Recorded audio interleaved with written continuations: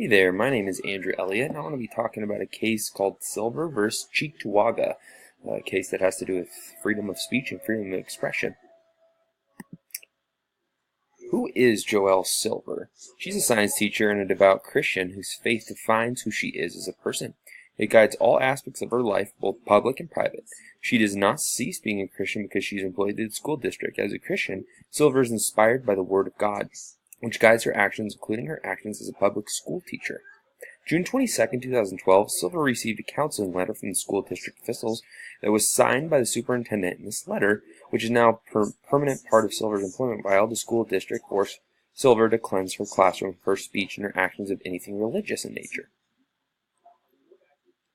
which includes quotes or anything like that.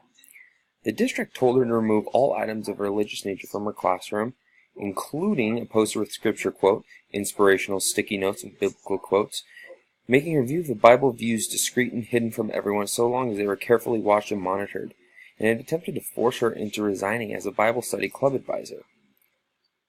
Now, I want to talk about freedom of speech, which legally is defined as the principle that supports the freedom of an individual or a community to articulate their opinions and ideas without fear of retaliation, censorship, or legal sanction. And it acts synonymously with freedom of expression, which is also legally defined as or includes any act of seeking, receiving, and imparting information or ideas regardless of the medium used. It could be on phones, written, video, anything of that nature. The school district's restrictions on Silver's speech are overly hostile toward religion and convey an impermissible, government-sponsored message of disapproval of the Christian faith. Indeed, these actions send a clear message to Silver that she is an outsider, not a full member of the political and school community because she is a Christian.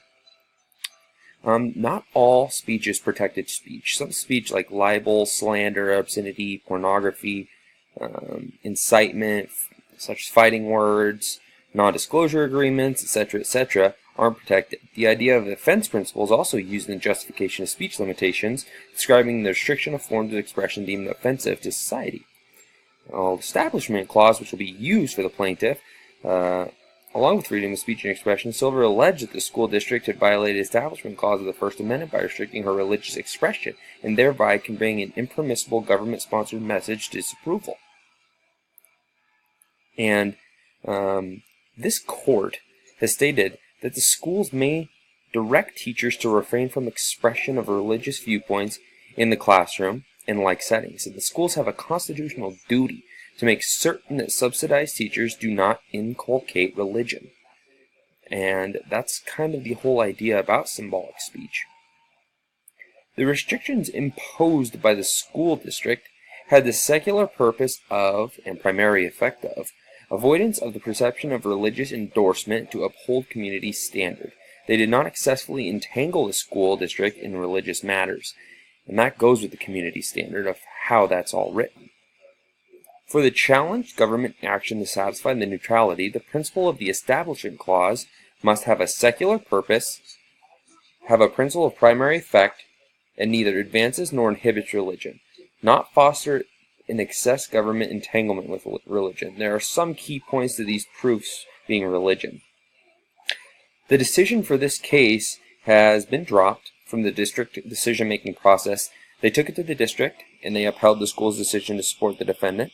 The case is dead as of now, and the group that took it, the American Freedom Law Center, is hoping to hear it be taken up with the Supreme Court. Thank you.